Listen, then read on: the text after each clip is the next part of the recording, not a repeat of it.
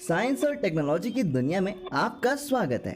आज की इस वीडियो में हम आपको बताने जा रहे हैं कि आखिर किस तरह से फैक्ट्रीज में हमारे दैनिक जीवन में रोज काम आने वाली स्टील बाउल्स, नूडल्स और मैगी खाने के लिए काम आने वाले कांटे वाले चम्मच, लकड़ी की बास्केट और मिट्टी के पॉट के साथ साथ किचन में सबसे ज्यादा काम आने वाले चाकू को कैसे बनाया जाता है। तो चलिए बिना किसी देरी के वीडियो को शुरू करते हैं। Wooden basket manufacturing process. लकड़ी से बास्केट बनाने का ऐसा शानदार और लाजवाब तरीका आज से पहले आपने कभी नहीं देखा होगा।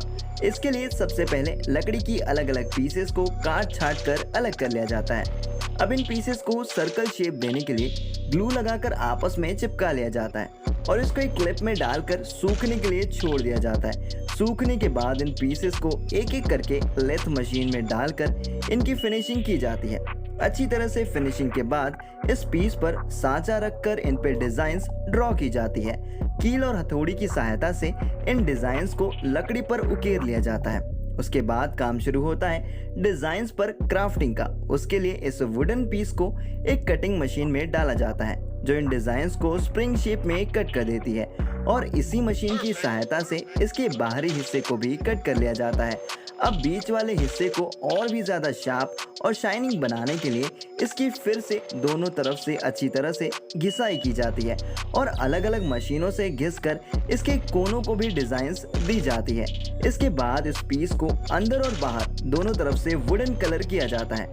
अब इसके बाहरी हिस्से को ड्रिल करके कील की मदद से इनको वापस जोड़ लिया जाता है और साथ ही एक और वुडन पीस को कील ठोक कर इसके नीचे जोड़ लिया जाता है।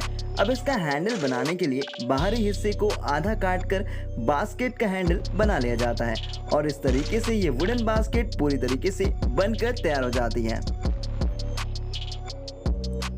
Pot making process.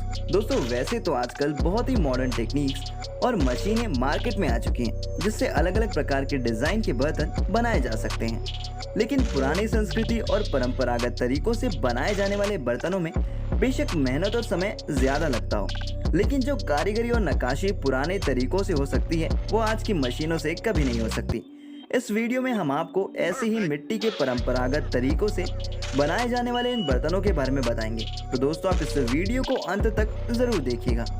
इस वीडियो में दिखाए जा रहे बर्तनों को बनाने के लिए सबसे पहले चिकनी मिट्टी का पेस्ट लिया जाता है।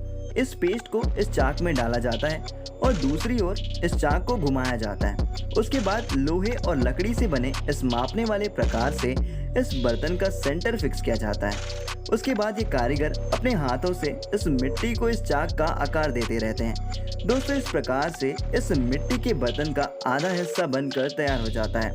उसके बाद इन आधे बने बर्तनों को थैली से ढककर सुखा दिया जाता है। इसी प्रकार इसका ऊपरी हिस्सा बनाकर तैयार किया जाता है। दोस्तों जब इसका ऊपरी हिस्सा बनकर तैयार हो जाता है तब इन दोनों हिस्सों को आपस में ऊपर नीचे इस प्रकार एक दूसरे के ऊपर रखते हैं जिससे कि ये बर्तन की तरह दिखने लग जाता है। फिर चाक को घुमाया जाता है। जब तक चाक घूमता है ये कारीगर अलग अलग औजारों से इस बर्तन को डिजाइन देते हैं।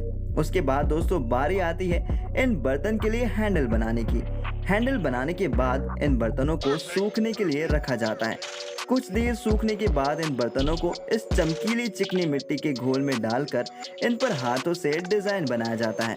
इसके बाद एक बार फिर इनको सुखाया जाता है और उसके बाद उनको मार्केट में बेचने के लिए भेज दिया जाता है। Fork spoon manufacturing process. Fork spoon यानी कि कांटे वाली चम्मच बनाने के लिए स्टील की लंबी लंबी शीट्स का इस्तेमाल किया जाता है। इन लंबी शीट्स को एक कटिंग मशीन से गुजार कर इनको रेक्टेंगुलर शेप के छोटे छोटे टुकड़ों में काट लिया जाता है। अब इन टुकड़ों को एक एक करके दूसरी मशीन की सहायता से चम्मच की प्राइमरी शेप में काट लिया जाता है। इस एक स्टील की शीट को काट कर उसमें से कम 4 चम्मच को निकाला जाता है। अब इन स्पून्स को एक छोटे कंटेनर में डालकर कंप्रेसिंग मशीन के पास ले जाया जाता है जहां इनके आगे वाले हिस्से को कंप्रेसिंग मशीन के व्हील में डालकर हिस्से को चपटा कर लिया जाता है। उसके बाद इन स्पून्स को वापस से एक दूसरी कटिंग मशीन में एक एक करके डाला जाता है जो इसको आगे से फैले हुए हिस्से को काट कर अलग कर देती है। उसके बाद काम शुरू होता है इन चम्मच को कांटे वाली शेप में कट करने का। इसके लिए इन स्पून्स को एक सांचे में डालकर ऊपर से एक ब्लेड वाले हैमर से हिट किया जाता है जिससे इनके आगे वाला हिस्सा कांटे वाली शेप ले लेता है। इसके बाद काम शुरू होता है इनकी घिसाई का। एक साथ 20 चम्मच को क्लिप में डालकर इनकी घिसाई की जाती है। घिसाई करने से चम्मच के कर्व परफेक्ट हो जाते हैं और चम्मच में शाइनिंग आ जाती है। घिसाई करने के बाद एक एक चम्मच को कंप्रेसिंग मशीन में डालकर कांटे वाले हिस्से को फोल्ड किया जाता है। फोल्ड करने के बाद चम्मच के कांटों में धार लगाई जाती है। अब इन स्पून्स को क्लिप से पकड़कर इनकी एक बार फिर से घिसाई की जाती है, जिसकी वजह से ये अपनी फाइनल शेप में आ जाते हैं। उसके बाद इन स्पून्स को एक हैंगिंग स्टैंड में डालकर इनको अलग अलग लिक्विड्स में डुबोया जाता है और इन पर केमिकल स्प्रे किया जाता है, जिसकी वजह से ये चम्मच और भी ज़्यादा शाइनिंग और चमकदार हो जाते हैं। फिर काम शुरू होता है इनकी क्वालिटी इंस्पेक्शन का, जहां एक्सपर्ट्स एक एक चम्मच को मैनुअली चेक करते हैं। जिन स्पून्स में कुछ कमी पाई जाती है उन्हें रिजेक्ट कर दिया जाता है और जो परफेक्ट होते हैं उन्हें पैक करके मार्केट में बेचने के लिए भेज दिया जाता है। Kitchen knife making process.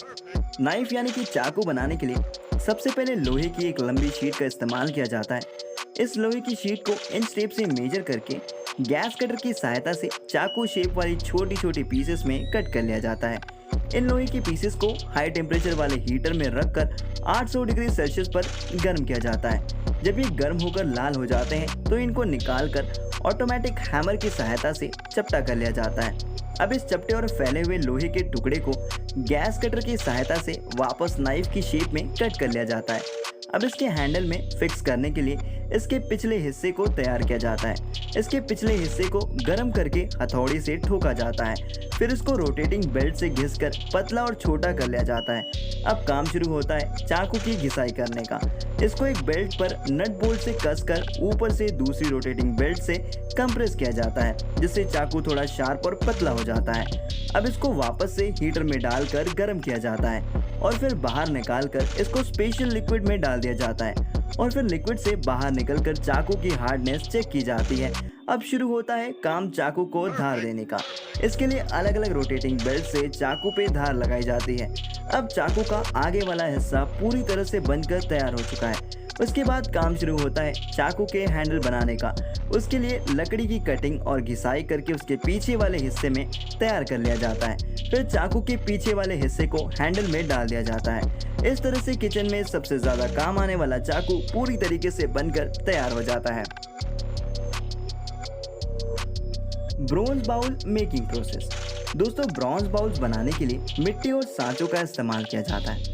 Bowls बनाने के लिए सबसे पहले 3 कटोरी वाले सांचे को एक मोल्ड में उल्टा करके डालकर उसमें पीछे से कूट कर अच्छी तरह से मिट्टी डाली जाती है और फिर इसको सीधा करके कटोरियों के सांचे से मिट्टी साफ कर ली जाती है।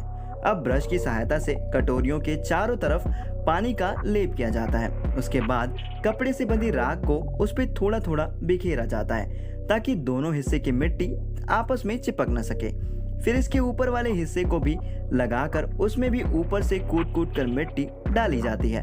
अब इस मोल्ड को उल्टा करके इसका पीछे वाला हिस्सा हटा लिया जाता है। उसके बाद औजारों की मदद से कटोरियों के सांचे को भी हटा लिया जाता है।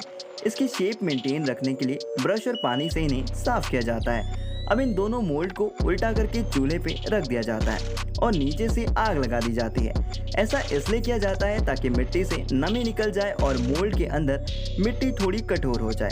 उसके बाद मोल्ड के इन दोनों हिस्सों को फिर से आपस में जोड़ दिया जाता है।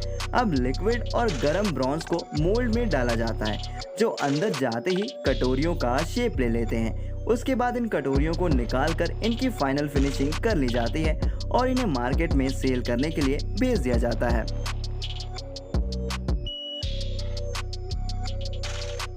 दोस्तों, आज की वीडियो के लिए बस इतना ही। मिलते हैं अगले वीडियो में और आपको इनमें से कौन सी मैन्युफैक्चरिंग टेक्नोलॉजी सबसे ज़्यादा पसंद आई है हमें कमेंट बॉक्स में कमेंट करके ज़रूर बताएं।